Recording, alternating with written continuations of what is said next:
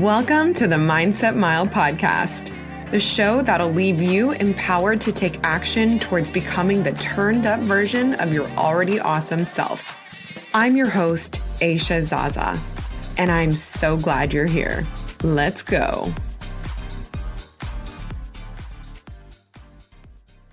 In today's episode, I had the pleasure of interviewing Jeff Bristol, whose story I know you're going to admire. You would never know by his perfect on-paper family life and background as a lifelong athlete, being named an All-American wrestler in high school, advancing to the University of Davis as a Division I collegiate wrestler, and graduating with a Bachelor of Science in Sociology and Organizational Studies, that Jeff struggled with an addiction to hardcore drugs and alcohol that could have changed the trajectory of his life forever. Jeff opens up about the struggles of going in and out of rehab through his 20s to how he eventually found his way out of a quicksand-like addiction. Jeff is now the general manager and co-owner of world-renowned gym Fitness Quest 10 in San Diego, California. He has a beautiful family with his wife, Sam, and their son, Knox, and he's dedicated to his mission to change as many lives as possible through fitness, positivity, building community at his gym, and sharing a story of hope for those who may find themselves struggling with the same darkness Jeff left behind 13 years ago and counting. If at the end of this episode you can think of someone who it may serve, please send this to them. I hope you enjoy.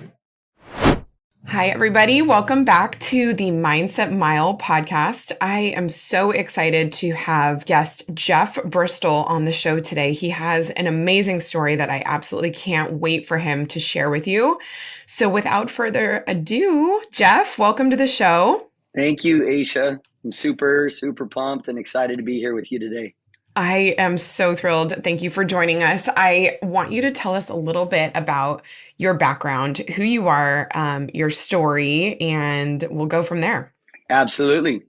Well, first of all, I'm excited to be on here because Aisha is a personal friend of mine, and I'm super proud of her and all the amazing things that she's doing, changing people's lives and motivating and inspiring people. So a little background on me is that I grew up here in Southern California, Temecula, to be specific, Temecula Valley, and played a lot of sports growing up. And one of those sports that I did was wrestling, and wrestling was my passion through high school and growing up. And I think it's important to share that, like, my childhood was a childhood that, I think would be, described as the ideal childhood. Yeah, I mean, we, as a family, we were grinding and busy and whatnot, but I had amazing parents. I had amazing siblings. I played sports. I went to good schools and just had like an incredible experience through my upbringing and support from my parents, and had a lot of opportunity to do a lot of things, through school and through sports and through my family's support. I think the thing that I want to share today, and I know that's why, Aisha wanted to highlight this about my background, is that despite my very good upbringing and love and support and everything, through my lifestyle in high school and college was one that included a lot of partying, and that lifestyle caught up to me. And before I graduated college, I went to rehab for the first time. I know Aisha actually because I wrestled with her husband at UC Davis, and so Shannon and I were friends back in college. But that was the beginning of a long, tough battle with addiction that lasted all through my 20s, and just about could have killed me. And I could be sitting in prison right now, or could be in a very different place than I am today. So that's kind of the 2-minute, the nutshell, version. The elevator story. Yeah, okay, the elevator, so I want to back up just a little bit because you obviously made it to UC Davis as a collegiate athlete and wrestler. Yeah. And so at that point, like, did you feel like you had a problem with drugs and alcohol yet? No, not at all. To be honest, it's kind of like a curse for me, I think, is that I was definitely somebody that did well in school without maybe even having to. I wasn't the kid that studied all the time and got A's. I got A's, and I also did well in sports. And yeah, I trained hard at those sports I did. And I was very successful in high school as a high school wrestler. I was ranked fifth in the country as a senior in high school. My lifestyle that I started, it's kind of like that typical story that you hear, like, when you went into high school, I started drinking and smoking weed. And my personality was one that really gravitated towards that party lifestyle. I was always wanting to go, to the parties and hang with the older crowd, and had that kind of personality that was like, pedal to the metal. And I kind of went hard in anything I did. So I was able to get away with the drinking and the using for a long time, despite having, pretty, what you would call severe consequences as a younger person. Like I got a DUI in high school. I, got in trouble with the law in high school. And despite some of these things, I was still getting, offers from colleges for wrestling, and I was still getting really good grades. So I was like a high performer, and I was juggling this other lifestyle that I was doing, like, hanging out with people that were drinking and using and partying. And so, yeah. So when would you identify that you had an issue? Was there a like rock bottom point? Yeah. So, when you're young and you kind of like know everything, that's kind of like was my mentality through high school, and even going through college. It was kind of like, I'm just young. I'm just having fun. Even the times I got in some serious trouble and stuff, it was never that like I had an issue or a problem, because I felt like, I was able to do a lot of other things well. And I never really recognized an issue until I would say about my senior year in college, when I at that point had progressed to work using more serious drugs. I had some pretty down times at that period, where I remember calling my mom and dad as a junior in college and saying, I need to come home this weekend. And I told them that I feel like I have a problem with drugs. And I told them that I think I'm a drug addict. And wow. So it was like your own discovery of yourself that you had a problem. It wasn't like someone from the outside being like, Jeff, you need some help. No, but that admission was made at a low point. And then, I think denial is such a huge part of an addict, and also like an addict's family, like the parents of an addict. It's like you always want to, like, not, for me, it took, even though I had periods of like awareness, or had some, at a younger age, I still, it wasn't like, man, I'm an addict, I need help, I'm going to get right. It was like I had some moments of awareness, but I kept going back to that lifestyle for many years, and it was a long, hard battle after that. First, my senior year in college, my coach and my family and my teammates all everybody knew the situation. They did. And I was, yeah. Wow. 100%. Yeah. My senior year in college, I stopped going to practice. Lenny Zaleski, who was my coach, and I had a special relationship with him. I still do to this day.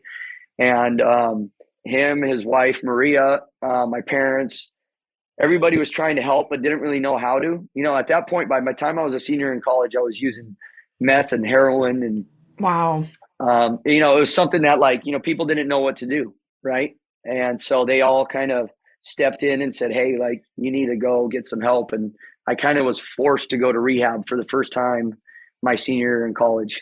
And that was the first trip to rehab. And I was 23 years old at the time. And yeah, so that was the beginning of a long battle. And throughout my 20s, went, in and out of rehab and jail. And it was a rough road. My gosh. So I want to get to the recovery part and talk about what your process was and what your experience was like in recovering. But before that, I am just always kind of curious to know, when someone progresses through using and, you're using like more serious drugs. Yeah. Was there a point in your head where you knew that you just shouldn't and you did anyways? And like, how do you I'm not sure what I'm trying to ask here, but I'm Yeah. just kind of curious, like how that evolution goes, because from the outside, you're like, drugs are bad. You shouldn't do this. Like, this is probably a poor decision. Did you have that awareness and you still just did it because you liked the feeling? Or was it that or just explain? I'm not sure Yeah. exactly like how, 100%. how to Yeah. ask this question. I I just am totally get it. Yeah. I'm fascinated at like not the addiction process, but I always want to know how people get to where they're at like a rock bottom like that. You know what I mean? Where you're just like Yeah. in some serious problems Totally. with like your usage. It's kind of mind blowing to me, even looking back, like going, okay, how did I become a heroin addict Mm, who's sitting in jail? Like, how did I get to that point starting out? Like, looking back to like my freshman year in high school where I had the world like at my fingertips and all, how does that happen? It doesn't happen overnight. And also for me, like the process of getting sober and getting into recovery didn't happen overnight. So it was a long gradual thing, that from that first time that I maybe smoked weed or in eighth grade or freshman year to it just, slowly but surely you kind of maybe okay you've tried weed and then to people like me where I really like the feeling. And I think it's also important to understand that like sometimes with addiction and alcoholism it's always like attributed to, well, what is the underlying issue? Was there a was it a tough childhood? Is it anxiety or depression or a broken home or tough neighborhood or whatever it may be? It doesn't always have to be that. Like I think my experience was more of one where I repeatedly experimented or used with substances all through my high school. I liked the way I felt when I was smoking weed, so I continued to do it with my friends. And then I tried pills and Vicodin, and then I tried Coke, and then it just kind of slowly progresses. And then the people that you're hanging out with are doing those things. And then there's that one time where the people that you're hanging out with are with that other guy that has something else maybe that you haven't wow. tried. Yeah. And I was always that person that was willing to or wanting to try, do more or try the next thing. And so over a long period through my high school and then college years, and then the people the crowds I ran with and stuff, I just kind of progressed in my disease. I didn't recognize it as a disease at the time, but I was steadily using drugs all through my high school and college career, despite like being on scholarship at UC Davis for wrestling and, was kind of Hmm. living a double life there for a while. This is like And it really, epitome of double life. Yeah. Like how can oh, someone be so high functioning in one area and then also be using substance in that way and just like breaking yeah, themselves down? yeah. That's wild. How did your family react when you gave them that call where you're like, I need some help? I remember I flew home. My parents picked me up at the airport. We drove home and stopped to eat somewhere. I remember sitting there with my parents and telling them that like I think I have a problem with drugs. And it's like parents don't know what to do. They're like, okay, so should we take them out of college and bring them home? Should we send them to rehab? There's also that element of denial. And also what I did, I think, on that trip home is I went home and I slept for 1 or 2 days and woke up and wasn't in that same mindset I was 2 days ago when had been up for several days and was really, I was like, no, I got to get up there, get back to school. I'm going to try and Yeah. get back, like Like I'm it almost fine. feels I'm like, good. yeah, you're fine. Like when you're Yeah. sober, you're like, no, I don't have an Yeah. issue. It's only when you're like using that you're like, I have an Yeah. issue. Hmm. Yeah. Like I was at a really low point. So I came home, opened up and told them all these things. And then 2 days ago, 2 days later, I'm going, Mom, Dad, no, I'm fine. I'm gonna get it taken care of. I'm gonna go back up to school. I'm gonna finish the school year or whatever. That was, I think, the end of my junior year in college. It's kind of hard looking back at the timeline of everything, but it was definitely that was when the conversations were starting to happen. And then I went back up to school my senior year, and I just continued to progress in my disease, and the using progressed, and I was at that point was like using crystal meth and heroin. And, when you're using those types of drugs, they just take over. And, family or school or sports or any of that kind of stuff is just, you can't do both. You just can't. And so the writing was on the wall there. I think a lot of people knew, it was like, I remember Coach Zaleski, Mark Munoz, my dear friend and former college coach, also was coaching at UC Davis at the time. And those guys were kind of like, they don't know what to do. They they don't deal with that really. And so middle of my senior year, I had gotten to the point where I wasn't even going to practice anymore. And Lenny and Maria and my parents and team kind of just did a little intervention on me and said, hey, like, school's not important right now. Wrestling's not even, an option, and you need to go and get right. And so I went to Palm Springs and went to my first rehab and spent a month there. But at that time I just wasn't ready to accept and change. I was 23 and still thought like I had it figured out. And, when somebody's going to make a change, not that there's people that get clean and sober, addicts and alcoholics that get clean and sober at a young age, 21, 22, 23, whatever. But I think it's fewer and farther in between where more addicts, alcoholics have to like go through a long, lots of bottoms before, and a lot of them never recover. To be honest, it's a terrible thing, but alcoholism and addiction is usually, there's less 1 out of 10 or 2 out of 10 hardcore addicts, alcoholics will ever, really get right, and so how long would you say that took you to go from your first time in rehab to when you were just like, there was no turning back to the life that you used to live with drugs and alcohol? Well, my first time I went to treatment was, I was 23 and I was a senior in college. And the last time I went, I was 29. And so during that time, you were like sober for periods and then would go back to using. Is that right? Yeah. Okay. Yeah. I went to rehab. I think I went to rehab 6 times. Those are all between, 30 days and 6 months. And I was in and out of jail also. I was like, about a half a dozen trips to jail that were all, 2 weeks to 4 months in length in jail, So I spent a couple of those years, 23 to 29, either in rehab or in jail. Wow. Kind of, fell off the map kind of from all those friends of mine in college and stuff. And yeah, it was tough. Every time you went back, did you feel like because it didn't work the last time that you started to lose faith in the process that you could ever recover? It's kind of hard to think back about the mindset that you have when you're really caught up. But I do know there was a lot of ups and downs there where there might be a brief period of sobriety. And then, you are feeling good about yourself and maybe your family has hope. But without continued sobriety, it's so easy to slip back in, especially like for me, I was in the same area with old friends and same, behaviors. And it just, for me, was a repeating cycle. And it is a cycle, it's like they say, what is the definition of insanity? It's like to keep, doing the same things over and over again and expecting a different result. Mm-hmm. For me, it was like, I'd go to rehab, I'd get out, I wouldn't change anything. I'd still, stay connected with the same people. And it's only a matter of time before the urge, or it's so hard to understand, the tie between the like mental and physical, the physiological effect that addiction has over you, or it like just hijacks your brain. And it's hard for somebody that hasn't been in that position before to understand.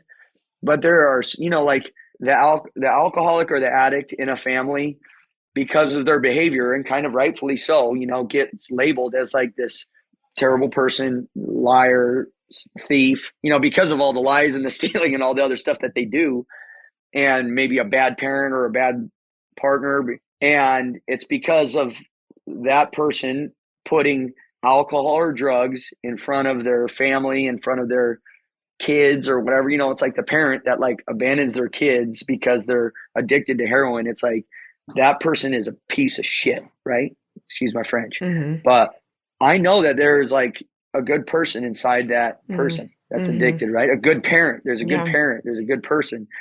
But they're incapable of being that because they're in prison. They're like hijacked by this disease, this addiction. And it's like, you're incapable of being that person maybe that you were meant to be, like as a son, as a daughter, as a parent, as a sibling, or whatever.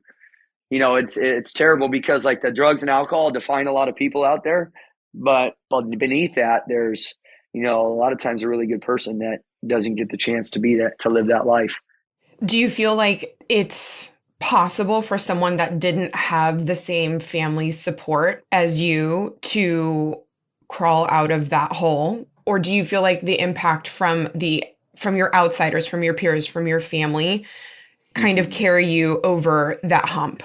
Absolutely. And I think, the odds were always stacked in my favor, I think, because I literally had an army of people trying to pull me out of my addiction for years. My mom, my sister, my wife. Mm-hmm.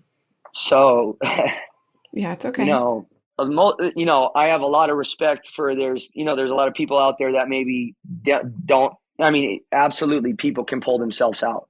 I've seen amazing stories of recovery, and I've been to a lot of meetings like throughout my years. Meetings in tough areas. I went to rehab in Riverside, where you'd go to these AA and NA meetings, and there's people up there sharing their testimony. And there's a lot of people out there that did not have. They lived in neighborhoods that you were destined for prison or drugs. Yeah. And so I've met a lot of people like that. I was like the other guy where like I had the education, I had the family, I had support, I have all those resources that was trying to pull me out of that lifestyle. So it's absolutely possible. What would you tell someone that might be listening to this right now that is kind of going back and forth with like, I think I have a problem, I'm not sure what to do, and maybe that doesn't have that same support? Like, what is a piece of advice from someone that you've learned that maybe didn't have the same support system as you, or just from your own experience as a user? What would you tell them? I think that to give yourself the biggest chance for making a change, they say, how do you get sober? And this is kind of like, goes back to one of those cliche acronyms. And I know that it's a cliche acronym, but it's true. How do you get sober? HOW, honesty, open-mindedness, and willingness.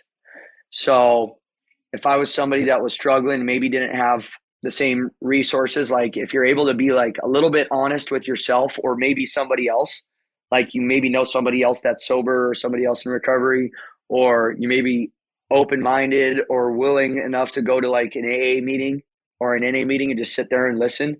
And you go there and you hear other people sharing, and they're telling your same story just in a different way. It might give you that insight, or give yourself an opportunity to make a change. I think just it starts with like just being honest with yourself and with others. So I like that. It's simple and it's tangible, and everyone has their own journey through that acronym. I think with probably so many things, not even just addiction. So I'm going to be using that with my own. 100%. And I remember that from, all those meetings I went to, or times in rehab. It was like the how, like honesty, open-mindedness, and willingness. And really that's how you can kind of make changes in anything. Like, like if you want to make changes in your fitness routine, or your like, you be a little bit honest with yourself. Okay. Or your nutrition, like be a little bit honest. Okay. Yes. I've been not eating right and taking good care of myself. Okay. Am I open-minded to like talk to a coach, or go to a gym, and a little willing to make some change? It's definitely very applicable to many areas. That. And So how long have you been sober now? 9 years. Woo! February 10th. Wow. Yeah, just this past month, 9 years clean and sober. That's amazing. So, and it's crazy to know you, and I never knew you then, but just to know you now, it feels impossible that that's your past, because it seems like a completely different Jeff than I know, and that everyone knows and loves, because you are just so vibrant and infectious and positive, and you've got grit. And I mean, you've just built such an amazing community around Fitness Quest 10. And I mean, you've just come so far. It's really hard to imagine. So I love getting to know this part of your story, but tell us a little bit about like how you went from last time out of rehab and, from Hmm. thereafter you were sober, you're just like thriving now. Tell us about that process. Like, what were some of the things that you went through? Did you ever like doubt that you would go back? Or what do Hmm. you think got you to such a rock solid place in your life now? Hmm. Yeah. So, those really dark times I talked about there a little bit, like through 23 to 29, I had a lot of low bottoms. It wasn't like a DUI or, some of these, like, I was like in jail looking at prison time. I was overdosing, being revived by paramedics, like real low rock bottoms. And there's several, I think, things that were real pivotal in me changing my life and getting my life back on track. And one of those is my wife, Sam, because she's crazy. First of all, um, so I met my wife when I was, in the middle of my addiction. She was good friends with my sister, and she had some experience with addiction, like in her family history. And she also worked as a social worker, and she was best friends with my sister in college. So I met her in the middle of my addiction, and I was on house arrest. She came to my parents' house to see my sister and my parents, and I was there with the ankle bracelet on and at a real low point in my life. And so I met her at that time, and we, established a connection, and that was the beginning of our friendship that turned into a relationship. So I went to jail, and her and I started up a conversation through the phone and through letters. And there was a time she was visiting me in jail. This was before we got together. And I think she initially like connected with me because she has a big heart and she wants to train, change the world. And that's like her social worker in her. And we then kind of like established a connection, and which led to us kind of having this starting to date. But I was still not out of my old habits and lifestyle and stuff. And so my family had been doing everything they can to try and help me, save me, sending me to rehab, this and that. And I met Sam, and one thing that happened in our relationship early on is like I was still kind of falling back into my old ways. And she said, "Hey, if we're going to make this work, you need to get out of your old neighborhood and network and move out of Temecula and get down to San Diego. You can come and move in with me in Scripps Ranch where I'm living, and we can, and so that was the first time that I really kind of made a move towards getting my life back on track. And, I moved down to San Diego, to where I live now, Scripps Ranch. And that's where I was introduced to Fitness Quest 10. And as you know, this is where I've been now for 10 years Mhm. here at Fitness Quest 10. And Fitness Quest 10 has been one of the biggest things that helped me get sober and stay sober. What it provided for me was a community. And, when I moved to Scripps Ranch, I didn't have any idea, what Fitness Quest 10 was or who Todd Durkin was, the owner, founder of Fitness Quest 10 at the time. And I moved down to San Diego, wanting to get my life back on track. I was newly sober. I was dating my wife at the time, and I answered a Craigslist ad to come and work at Fitness Quest 10 at the front desk. And that's was the beginning of my career here. And over the last 10 years, Fitness Quest 10 has provided for me, first of all, just purpose. Like I started working here, and I was getting my life back on track, and I got sober, and I saw other trainers and coaches out here on the floor at the gym while I was working the front desk. And I just thought for the first time, I was 29, 30 years old, and it was the first time in my life that I like looked at something and said, "Hey, like this is what this could be my career right here." And it was tough for me, one thing that addiction, it's like that cycle. It's like you lose hope more and more as you stay in your addiction or your alcoholism. For me, I was 28, 29 years old. I'd been battling drugs for the majority of my 20s, felt just like so low about myself, right? And I had friends of mine that were building careers and families, and I just felt, like with so little hope. And getting hired here and starting to work here, and Todd Durkin, who's now my business partner and good friend of mine, and has been a long time mentor of mine. Him and the team here at Fitness Quest 10 and this community just really inspired me to change my life. I really do have a special feeling about this place that, has been my home for the last 10 years. And that's because it changed my life. Well, and through Fitness Quest 10, I feel like you changed so many people's lives in what you do with fitness and just motivating people and being able to relate to people. How would you say your past and abusing drugs and alcohol shape who you are today and the type of energy that you bring to what you do? Yeah, 100%.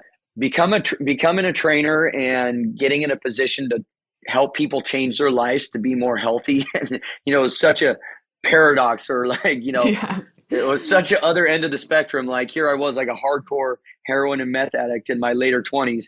Now all of a sudden in my early 30s, I'm a trainer and coach, and so, well, first of all, just from my experience with addiction, it has helped me so much from a place of empathy and understanding, and understanding the struggles that people go through, that are, there's this whole spectrum of struggles that individuals and families go through and whatnot, whether it's addiction or anxiety or, relationship stuff, or all the things that people are battling every day that you may or may not know they're battling.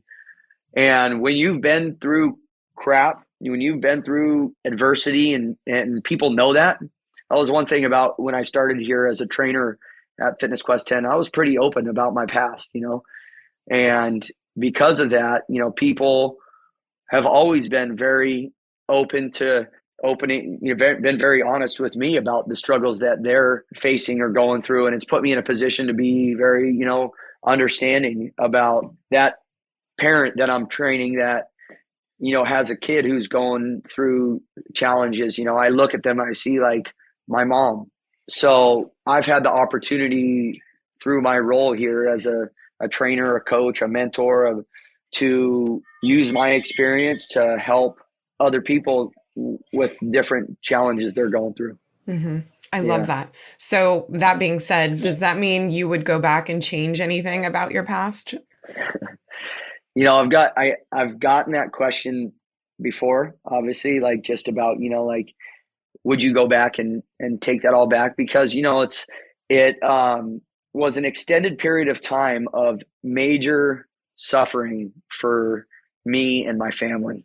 There was a period in time with my parents where the physical, emotional, financial toll that it took on them, they both were like zombies, right? Which led to them having health issues and financial stress. I drained my parents for years, financially and emotionally.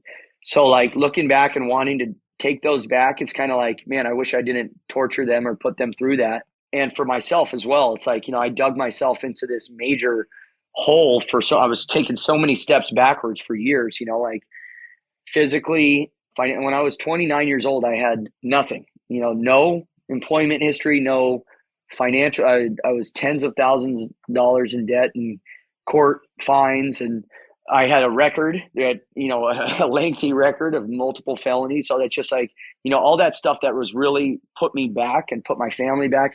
But the experience that I've got from going through those challenges, and the experience that my family as a whole has been through, my sister was one of my biggest advocates for years.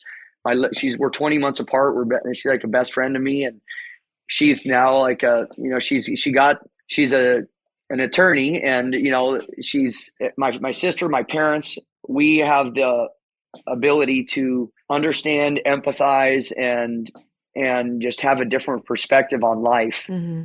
from like this second chance that we've all been given. Granted that there was a lot of shitty times that I remember back to my parents for years, just not being able to cope with life, Yeah. but now today it's like we have a different perspective on life, and that you don't get that just by reading books. Right. you know, Walking through the park. no, Yeah. you have to experience things, and Mm-hmm. and sometimes it's tough stuff that you have to experience to gain a different perspective or understanding about things. And that's what we've all been given, I guess. It's a blessing now, I guess, but it was a long, hard road during those years.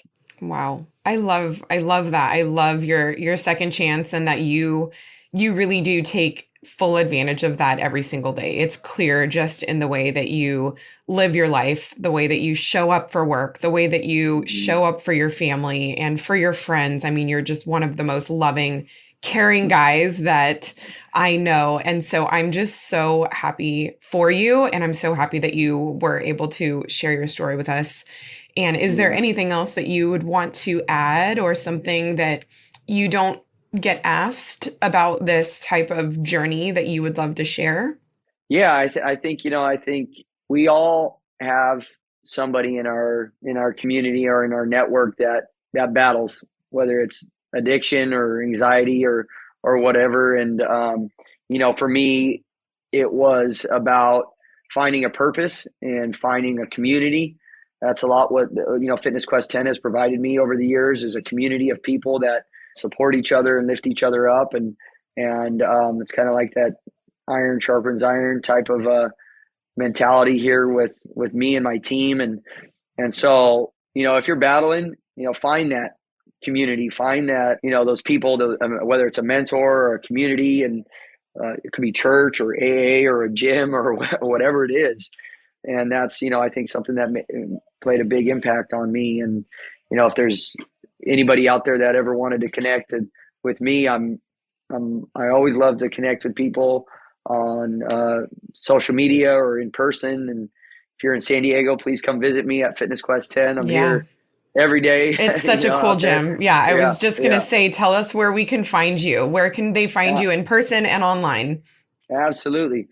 So Fitness Quest 10 is here in sunny San Diego. And if you're ever in town for a vacation or whatever, just pop in. It's a great atmosphere, culture, and there's always a lot of fun going on here. And so definitely come see me in person, but also connect with me online at Bristol Fit on Instagram is probably the best way. And always looking to connect with other people out there, other trainers or coaches or people that are struggling or whatever it may be. Love that. Love that. Yeah. Find your community. I love Yep. that. Thank you so much, Jeff. I appreciate everything that you shared today. I hope that this serves just the people that need to hear it. So appreciate you. Absolutely. Thank you so much, Aisha, for having me on. So proud of you. Aw, The thank Mindset you. Mile. Yeah. Changing lives. Yeah. Aw, well, that's all we can do here, you know? That's right. That's right. All right. Well, we'll talk to you soon, Jeff. Thank you so much. Okay. Thanks, Aisha. Bye.